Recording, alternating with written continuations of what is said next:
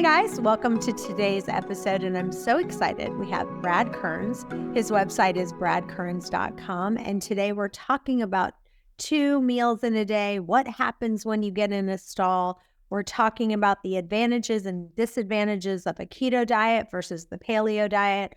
We're talking about constipation and so much more. So we are so excited to have you, Brad. Chantel, it's been a while, but I appreciate all the great work you're doing, your positive energy.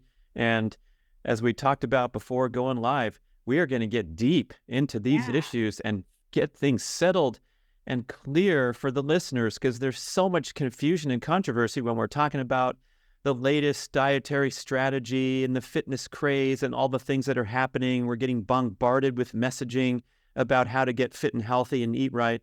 So I want to simplify things and give people some really important takeaways that are sensible, doable, something they can embrace that is not a strain or a stress, because that's where we, get derailed when we push ourselves too hard with an exercise regimen, whether it's a personal trainer or going to those 6 a.m. classes and you did great from January to the end of March. And then by April Fool's Day, you were sitting there frustrated and going back to your Ben & Jerry's pints in the evening. So a correct approach that feels sustainable and psychologically pleasing to the individual is the key for both diet and exercise and everything else in life.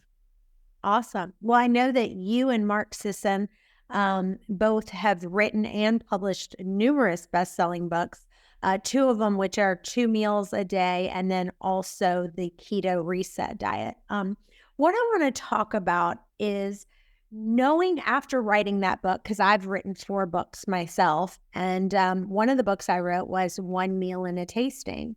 And because I believe as a woman, instead of this idea of 2 full meals in a day, you need to have it where it's like you're eating 1 meal and then it's more of a tasting where you're not having this huge meal. So as I interviewed thousands and thousands of women who were thin, they weren't on these yo-yo diets, they stayed thin their whole life, that's just how they ate. It wasn't like they were like, oh, I only eat 1 meal and a tasting, or I only eat 2 meals a day.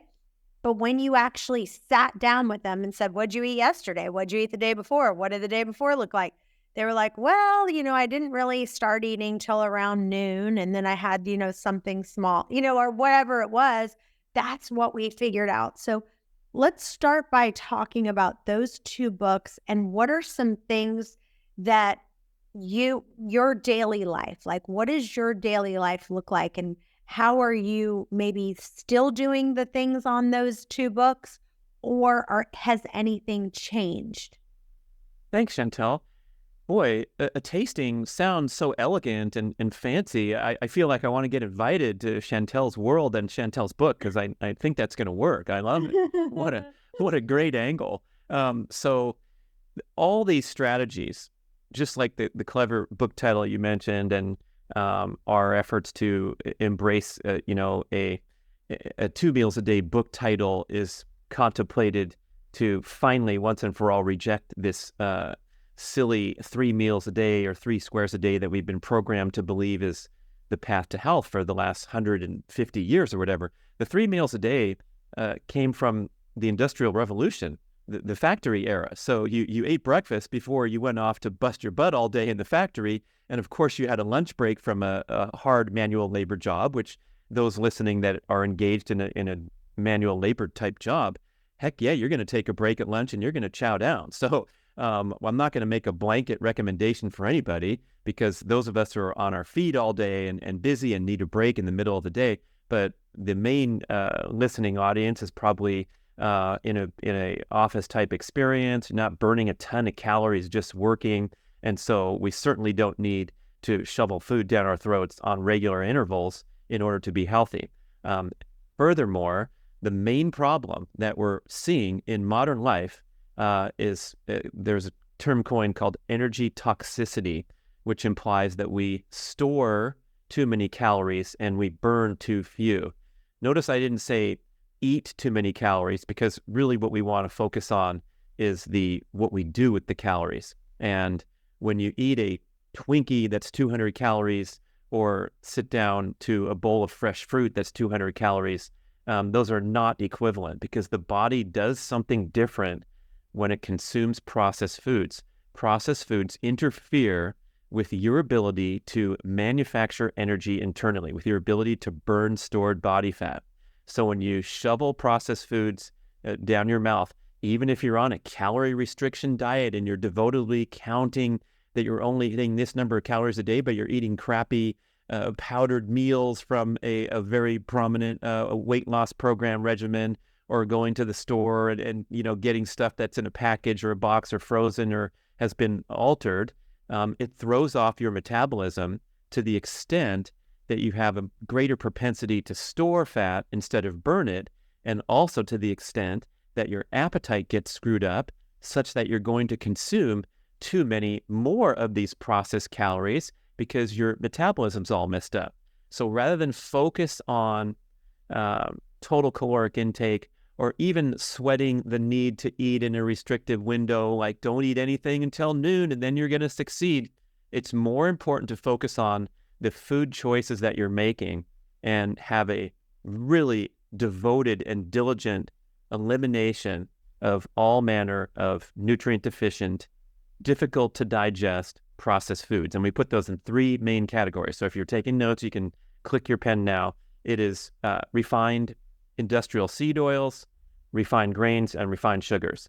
And so many of the processed packaged frozen fast foods are made with these agents. So if you resolve to eliminate those from your diet, you're going to be trending over to the foods that are coming from the ground or the earth, the nutritious and well-sourced animal foods, and all the superstars from the plant kingdom, especially things like fresh fruit that are easy to digest, give you a lot of nutrition, and give you that satiety factor because they're full of fiber and water too.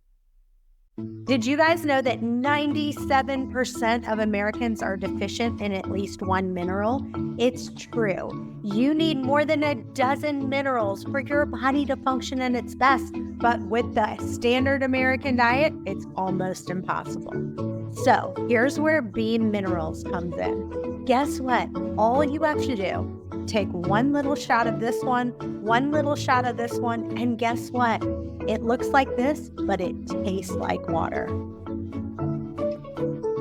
Take one shot and boom, in 30 seconds a day, you're getting an entire thing of minerals instead of an entire cabinet of supplement bottles. So with Beam Minerals, we make mineral balance simple. So let's talk about kind of a day in the life of Brad Kearns. Really take us kind of from morning to night of when do you eat and what are you eating? And, have you said there's certain things that these are an absolute no, like I'm not eating grains, I'm not eating sugar, I'm not eating this, to sometimes I'll have this, sometimes I'll have that, but the majority of my diet is X. Oh, good. Thank you. Yeah. The first thing I'm going to do is take us to a fork in the road so that you can benefit from my own story and relate it personally. And I'm an aging athlete. I'm trying to compete in the old man's division of track and field and sprinting and high jumping. So I'm a peak performer. I've been so my whole life. Maybe not everybody listening can relate directly, but my sole focus is to perform and recover and maintain my fitness level, because of course that's going to be my path to health, longevity, energy, and vitality. So I don't have a concern with energy toxicity that unfortunately most people do. So those of you listening who have healthy body composition, good blood work, you're going to be focusing on different goals than someone who is sitting here frustrated by the inability to drop that excess belly fat or trying to get to ideal body composition. So when I'm talking about my own diet, I am going for the most nutritious foods I can find, the most nutrient-dense meals I can find, without any concern about eating windows or restricting certain macronutrients, like you restrict carbohydrates for ketogenic benefits. And of course, I've tried all that stuff and done it, especially when researching and talking about a book. But today, I'm trying to find the most nutritious foods and eat them to my heart's content. What happens is I'm not a slob who's stuffing my face all day, because my meals are so nutritious and so satisfying that I feel great, and I'm consuming a reasonable amount of calories, not an excessive amount. So generally, for many, many years, I'd go through the morning hours like many people involved in the enthusiasm of fasting or keto, and I wouldn't eat until my first midday meal, and that's great. And that works really well to keep you focused and regulated on eating an optimal amount of calories. Today, I wake up and I make a devoted effort to make a nutritious, high-protein smoothie. I'll also have some fresh fruit or some other nutrition in the morning to help fuel my workouts and help me recover better. So that's a personal choice. I might have a big meal of eggs for breakfast too. If I'm having fruit and protein, that's one day, and then the other day might be a sit-down meal. Because I'm usually working out in the morning. But the important takeaway there for everyone is that protein is our primary dietary requirement. And whatever your guest is for next week and the next week, no one's going to argue that. We need protein to survive, and that is our most important dietary requirement, to get good, easy to digest and assimilate protein. That's from the animal source, obviously, but if you're a plant-based person, you can work hard and find the most nutritious and easy to assimilate plant sources of protein, but you're going to have to eat a lot more. It's more tricky. So we're talking about the superfoods of eggs and red meat and protein supplements like whey protein. You can get protein from the best dairy sources, but that is the number one goal. It's highly satiating, so you're going to be unlikely to overconsume the snacks and the nutrient deficient foods that are often a combination of carbohydrates and fat and low in protein. Think about any snack or treat, potato chips, cheesecake, ice cream, the list can go on, and it's mostly a combination of carbs and fat that hit those dopamine receptors on the brain. They feel great, but they don't give you the nutrition that you desperately need. So I'm going for protein in the morning. And then the other meals, you're right. I'm probably on a tasting regimen, and then of course a main centerpiece meal always in the evening, and sometimes at midday as well. But the pattern and the rhythm that I'm in, I would call it an animal-based, nutrient-dense diet with sufficient amount of carbohydrates to fuel my active, energetic lifestyle. And that way anyone can plug into that message and realize that if they get their protein needs met, they're going to feel satisfied. They're not going to feel hungry and tired and brain fog. And then you consume the energy, whether it's from predominantly fat or predominantly nutritious carbohydrates. You consume the energy that you need to fuel your busy day and the calories that you do burn. Well, and you're burning an extraordinary amount of calories. Like now, even today how can you share how old you are now, Brad? I'm willing to share. I'm 59. I feel fine. I can look forward to aging gracefully and fighting this battle. But before I pop off and say something like, age is just a number, I love the quote from Dr. Gabrielle Lyon where she says, oh, you want to say age is just a number? Let me tell you something. Age is the number. And so I need to be highly respectful of my individual needs at this age. And I'm no longer the young guy that could push my body super hard and get away with it. So now I have to be very careful with my rest and recovery cycles, my nutrition, and the training patterns that make sure I don't overdo it. And we might hit that a little bit later, but there's two main problems in the exercise realm in modern citizens. And one of them is not moving enough and not exercising enough. And the other one is pushing too hard and getting into a spiral where you mess up your hormones and get into trouble because you're doing too many of those 6 a.m. classes and pushing your body too hard and feeling drained and depleted and eating too many tubs of Ben & Jerry's later that same day. Did you guys know that your thyroid's main food is iodine? And guess what? Mercury and other toxins gobble up your selenium, and your thyroid glands need selenium to convert iodine to thyroxine. So if you have mercury fillings and with all the toxins and mold, your selenium just gets gobbled up. So here's the bottom line. I take something called Peak Thyroid. It's got iodine, it's got copper, and it's got selenium. Everything you need to get your thyroid back to functioning without medicine. So go to chantelrayway.com/upgraded formulas. Use the coupon code ChantelRay to get a huge discount.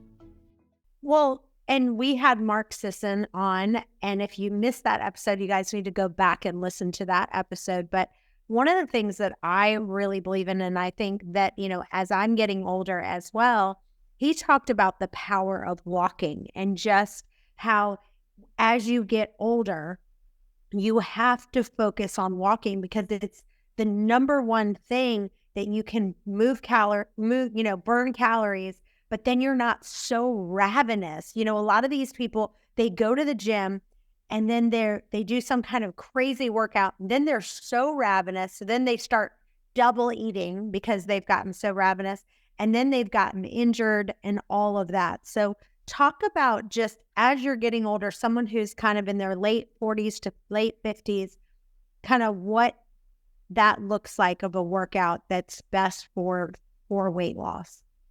Thank you. Yeah. So the deal here with diet, we'll move on quickly, but in closing, I'm going to say, focus more on what you are eliminating rather than nitpicking the exact strategy and whether you should go keto and count your carbs. You just want to eliminate those big three nutrient deficient processed foods, and then choose the foods that you enjoy that are nutritious, and you're going to do just fine. Whether you eat in the morning or wait until noon or whatever it is, as long as what's going in your mouth is nutritious, your brain and your body, everything's going to work out fine for you if you can eliminate those processed foods. Then we come to this category of fitness and movement. And many experts today are in agreement that the obligation to just move more in general everyday life is more important to your health, longevity, and weight loss than adhering to a devoted fitness regimen where you have to hire the trainer or join CrossFit or get on the bicycle seat at 6 a.m. in the freezing cold wintertime. So this counts little efforts as well as organized, scheduled walking your dog for 5 miles every afternoon or whatever big goals you have. And so when we can get up from the desk and take little breaks to rush up and down the staircase 2 or 3 times and then go back to work, because I know we're busy and I'm not going to ask too much, but we must keep that body in a steady state of movement throughout the day and avoid these prolonged periods of stillness. Here's what the research shows happens when you sit for prolonged periods.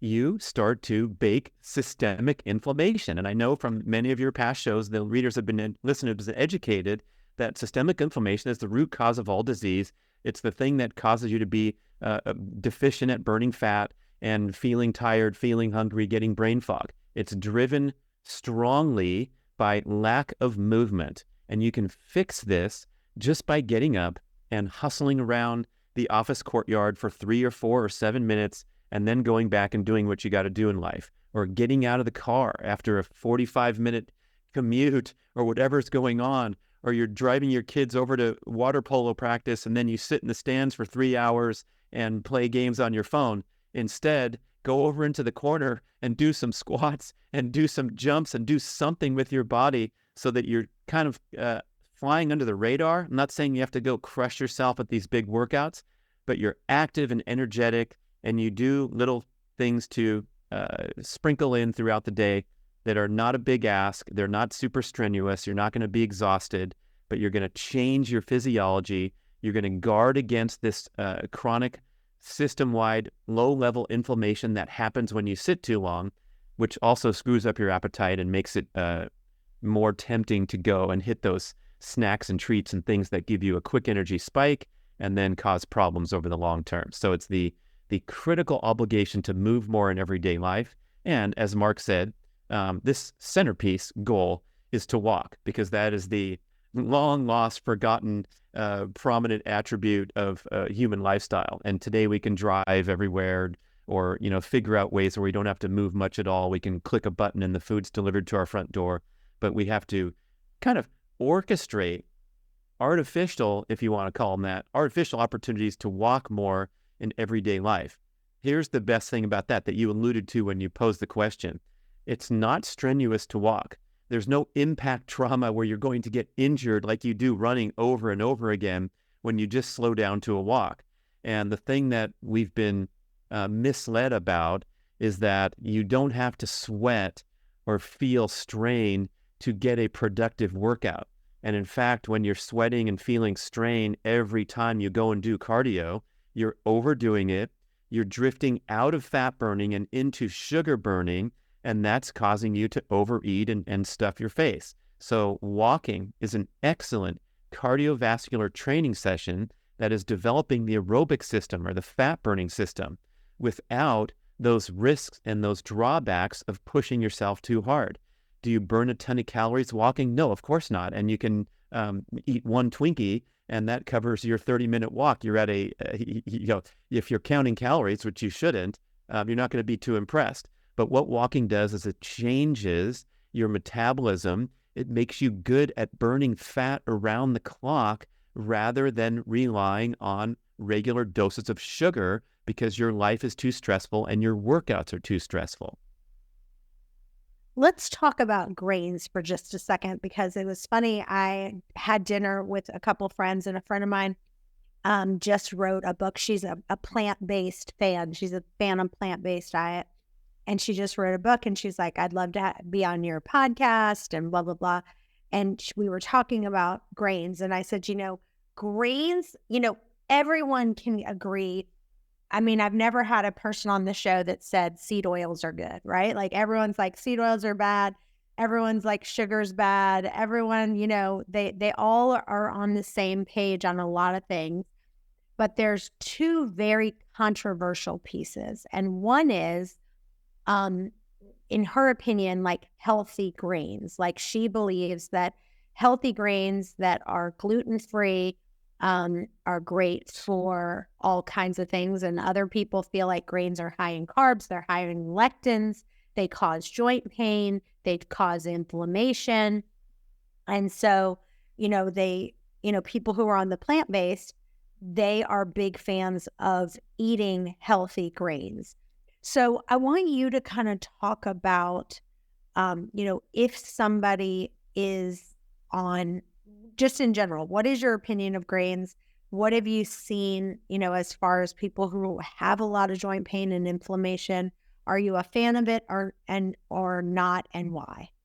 I'm a fan of people taking responsibility for their own lives and testing and carefully noticing how foods affect their health. And so any expert who's going to throw down and say, this is the way you should do it, I want that to be superseded by your own personal experience. So the term healthy grains is nice to present it that way because they're heavily processed grains. And we know from best-selling books like Dr. William Davis' Wheat Belly that the gliadin protein contained in the modern wheat crop is potentially very destructive in the familiar realm of gluten intolerance, gluten sensitivity. Now, last weekend, I went to the farmer's market here. I'm visiting Los Angeles and met this guy who makes his own sourdough bread, and he's got his booth, and he's about world peace, and he's selling this fantastic bread, and we took it home. It was so delicious, and I don't think that's going to compromise my health. And for most people, except for those who are already gluten sensitive and have done some damage to the gut where they have to be very careful and possibly eliminate all forms of grains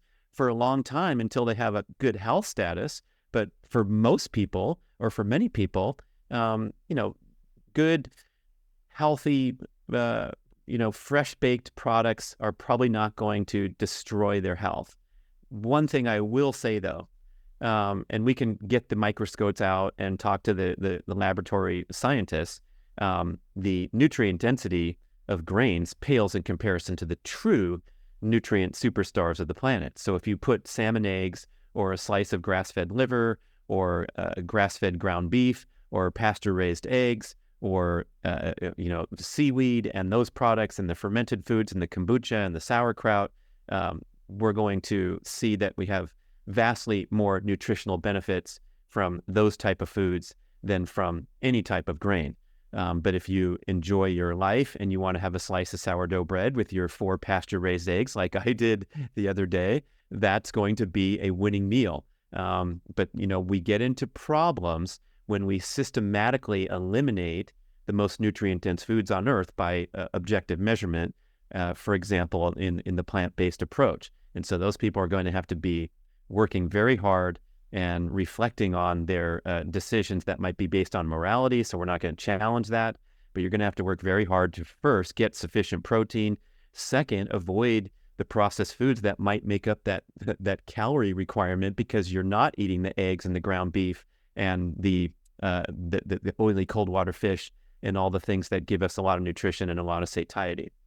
Guys, I just want to interrupt for just a second, and I want you to hear Paul Saladino talk about why liver is so important. And if you don't like liver, we have another option for you.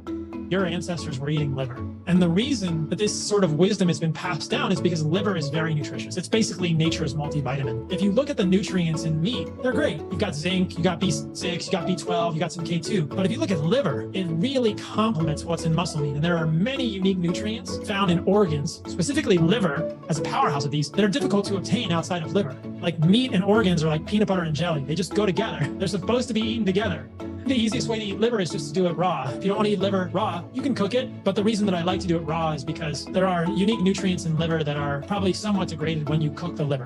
This really is like the most nutrient-rich supplements that you can find, and they are amazing. I have tried them. I absolutely love them. So just go to heartandsoil.co, use the coupon code Chantel Ray, and save you some money there.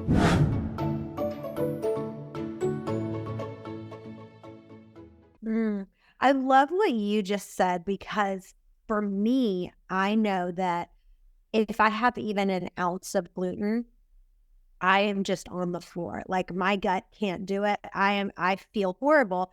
And so for me, I'm actually right now, we have a girl that helps us at the house. She's absolutely amazing, Susan. And she is making right now, I'm testing out homemade gluten-free sourdough bread. And so I really have been, like, if you think about the whole sourdough idea of it, that has, like, for me, I can really wrap my head around that and go, let's see, how do I feel if I make this fresh bread myself with the highest quality ingredients, and I'm just eating a little bit of it, but the rest of it, I'm eating, organic pasture-raised eggs, and like you said, grass-fed beef, and, just adding a little bit into that. How does it make you feel? And one of the things, that I'm so passionate about on this podcast is that I have different people come on the show and they say what works for them. What works for you may not work for me and may not work for someone listening. And so just because they're coming on saying, I'm only doing this, you have to see, I just feel like I want you to expand on that a little bit, of trying out, how do I feel when I eat this? But the biggest key is, how do I feel when I eat this without overeating at all? Because that's, you could overeat on, eggs and protein and, all kinds of stuff and still not feel good, right? So within moderation, making sure you're not overeating, but how do I feel when I eat X, Y, and Z? Yeah, I mean, I also don't want to go too far down the self-quantification obsession and tracking and measure everything, because there's so many freaking variables where one day, because your boyfriend was mean to you again and you feel like crap, you're going to eat a meal and you're going to be bloated, gassy, and feel terrible. And then the next day, the same foods are going to make you feel fine because he called and apologizes. But, only let him do that once. Don't get into that cycle, people. Come on, So I think there's a little bit too much of that extreme obsession with self-quantification. And if we're going to ask you about how you feel, then we have to go and say that sleep is the priority. Movement is another critical objective before we even do mix and match with our dietary choices. And again, with dietary choices, if you simply clean up your act and throw that crap out of your cupboard and make better decisions when dining out, you're going to do fine on a variety of different foods, probably, especially if you give yourself time to heal, and you're a year down the road of eating healthy, natural, nutrient-dense foods and getting rid of the processed junk. So you asked me a while back about what do I do when I want to indulge sometimes, and is there anything that leaks in there? And the answer is, when I want to celebrate life, I make very, very informed and discretionary choices, because those are the best. And so again, back to the farmer's market, this French guy called me over from the lane. He was such a promoter. He goes, "Monsieur, have you seen my offerings over here? I have this cake here is called flan parisien." So it's Parisian flan. And I'm like, "All right, man, you got me. I'll try that." And it was the most sensational, most delicious dessert I've ever had. It was a cross between cheesecake and flan. And I'm not going to go and have a slice every single day for the rest of my life, but I will be back next week to get some more fantastic baked good from that guy. It's not going to be a nutritional centerpiece of my diet. It's going to be for pleasure and indulgence and satisfaction. But as he described how the dessert was made, we're not talking about chemicals. We're not talking about the frozen Sara Lee cheesecake in the store that has an ingredient list of things that you can't pronounce. So when I indulge, I will drive across town and make it an evening destination to go and get the gourmet handmade ice cream and sit by the outside fireplace and enjoy time with friends and family. So I think that's the trick that most people can embrace, is that of course you don't have to live a Spartan lifestyle and not enjoy yourself. But there's a big difference between driving across town for a wonderful night out to get some gourmet handmade ice cream versus having Ben & Jerry's sitting there as a fixture on your digital shopping list and, oh, which flavor I'm going to get this time, because corporate America and the giant food industry is pumping, poisons down our throat without regard for our health. And I really feel strongly about standing up and taking a stand and saying, hey, go to your local farmers market, support these people that are doing the best they can to give you the healthiest, nutritious foods, and eat those to your enjoyment. Sure, you can test and see how, this breakfast works versus fasting. But there's a great quote from my podcast guest, Jay Feldman, one of my favorites. He has the Energy Balance podcast. He's been on my B-Rad podcast 4 times. And he says, if people claim that they feel better skipping breakfast instead of eating breakfast, we have to go back and look at what they're eating for breakfast. And I know that fasting periods can deliver phenomenal health benefits. We talk about those extensively in both the Keto Reset diet and 2 meals a day. But if you want to get up in the morning and have a nutritious meal of fresh fruits from the farmer's market and pasture-raised eggs and perhaps a slice of that sourdough that I described, you should feel fine fueling yourself with good nutrition. And anything else that's coming along, it could be, fallout from relying on stress hormones so often over the past 6 months because you were fasting too much, working out too hard, and just destroying your body and, calling on the stress response rather than on nutrition. Sometimes you have to recalibrate from those things and, just sit down and have calm, enjoyable meals with nutritious foods. You should expect to feel great. I don't know about you guys, but I am stressed. And if you're feeling overwhelmed this holiday season, then I get it. With all the family get-togethers, it is just a relentless source of stress. But anyway, there is something that I've got called Stress Guardian, and it's actually made by Bioptimizers, the people who make the magnesium breakthrough, which I love, love, love. But anyway, they are literally made this new product. It has 14 adaptogenic herbs, and it just regulates your stress. I just actually took some right this second, and it's awesome. If you go to stressguardian.com/wasteaway and put in waste away for 10% off your first order, it's stressguardian.com/wasteaway. Go there now.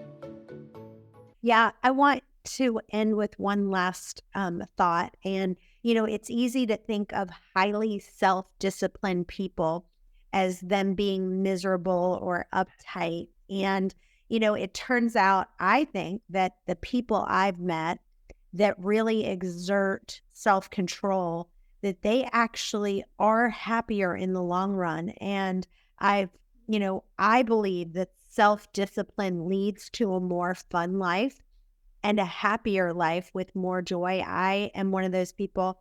I barely drink. I've never been a drinker. I maybe drink a couple times a year. I think the most I've ever drank is 4 times a year. And, I really am very self-disciplined with the food choices that I make. And so believing that having a more self-disciplined life leads to actually a better and actually a more fun life. I want you to comment on that, of what I just said, and how do you feel about that? Oh, that's so beautiful, Chantel. That's what I love about you and your show, is coughing up those memorable quotes. It reminds me of a similar quote from the greatest marathon runner of all time, Eliud Kipchoge, 2-time Olympic gold medalist. He's the guy who ran a 1:59 for the marathon race. And he says, only the disciplined ones in life are free. Otherwise, you become a slave to your moods and your passions.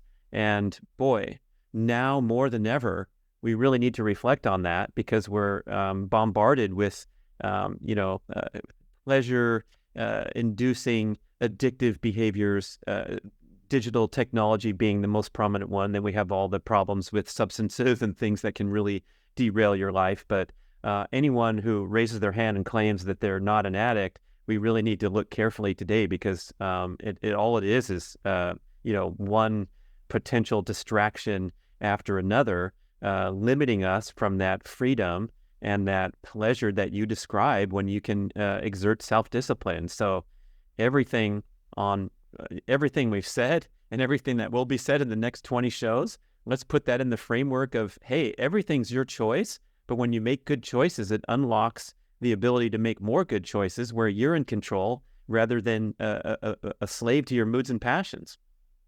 So good. And it's really about choosing between short-term pleasure and long-term pain, because I have to realize, like, if I made the short-term decision, like, I'm going to eat, a bunch of this candy or junk and all of this, that is going to cause me joint pain. Like, I've now decided, like, me eating any kind of junk, I feel so terrible. Like, my joints start hurting. I don't feel good the next day. I don't have as much energy. And kind of doing that self-talk with myself and kind of reminding myself that self-discipline is fun. And I want to hang out with people who are self-disciplined. I'll give you a perfect example. This past weekend, a friend of mine, we met in Miami, and she was talking about some other friends of ours who were we have one friend of ours who's like a billionaire, and he threw all these huge parties, and it was in Aspen, and she was like, you would not believe these people were drinking at starting at 11 a.m. We didn't get invited to it, by the way. And they started drinking at 11 a.m. and were drinking all night long. She's like, I don't know how they did it. This was crazy. And, in my opinion, at first when she was telling me about it, they had all these private chefs and all this food and this and that. Everything was so wonderful. And then my first thought was, I was, feeling like, oh man, I wish we could have gone. And then once she started talking about all they did was, drink from 11 o'clock in the morning till, midnight every night and just drink, I thought, oh, I'm glad that I wasn't there, because that's not my MO. That's not what I want. That's not what I want for my family. My husband is not a big drinker either. And so, what sounds fun to me is going on a walk or going on a hike, or let's go bike riding, or let's do yoga, or that's what I would get excited about, not just let's just stuff our face and drink the whole time. And so it's just a change in mindset of really kind of saying to yourself, what do I want to associate with? Who do I want to associate with? And who's the crowd of people that I want to take my life to the next level with? Love it. I'm on board. Yeah. I'm on board. That I haven't asked you today that you want to share with listeners. Maybe they're in a lull, or they're kind of in a weight loss stall, or kind of just, they've done all the things I get a lot of emails that are like, I've done this, and I'm in a rut right now. Close us out with, what would you do if someone's in a weight loss stall, they want to get out of it? Where would you start? Number one, it's okay. So accept that you're in a rut or that you've derailed a little bit and you fell off, because when we beat ourselves up about that, or when we feel disappointment from not achieving the goals that we've set out, that is how we create the rut and stay in the rut. So when you can release the attachment of your self-esteem to the outcome of the pursuits that you have, and just accept where you are today, that is your starting point to have these sort of automatic snowball successes that we dream about. The first step is to let go. I know it sounds strange, but then you are free to make empowering choices rather than listening to that mean voice on your shoulder that's calling you a loser because you derailed and made bad choices. So clean the slate, clean the books off, try to cultivate a little gratitude. I know you can't manufacture that, but even if you fake it till you make it, like I've had great experts like John Gray, the relationship coach, Men Are From Mars, Women Are From Venus. He says, you're allowed to fake it till you make it in a relationship if you're having dysfunction and struggle. You wake up, you smile, hi, honey, how are you? Can I get you some coffee? I know you were an asshole to me the day before, but we are going to turn over a new leaf and a new life. So do that for yourself. You deserve to have a fresh start, cultivate some gratitude for how far you've come to this point today, and realize that if you just, appreciate the process of personal growth rather than fixate on outcomes, that is going to be the key to, future success. And boy, I had to learn this the hard way, Chantel, because I was a professional triathlete in my youth. That was my game for 9 years. I raced on the pro circuit, and I felt like it was so important, and I wanted to win so bad, and I was willing to push my body so hard to get the victory and become famous and get all the attention. But when I got to that mindset of fixating on victory, that's when I pushed my body too hard and made mistakes. When I instead reflected on the great privilege that I had to do this career that I've always dreamed about, and to be able to get on my bike and explore the mountains and have a wonderful day out there challenging my body and taking good care of my body, that's when the results happen naturally, when I cultivated what I call a pure motivation. So I want all the listeners, viewers now, to cultivate a pure motivation toward dietary change or toward fitness progress, such that you enjoy the workout for the sake of enjoying the workout and how it makes your body feel, without regard to what it says on the scale when you go home and frown because you're not on track like you thought. Just forget all that judgment and that nonsense that the world's forcing on us, and go about it for a pure motivation. I love it. Well, I will end with this. I believe self-discipline is an act of self-love because it strengthens us. It brings us to the ultimate life that we want. It is the foundation on which we build our success. And I believe your life and what you've demonstrated just shows, when I was just looking at your website, I was thinking, here is a guy who has built his life on being self-disciplined.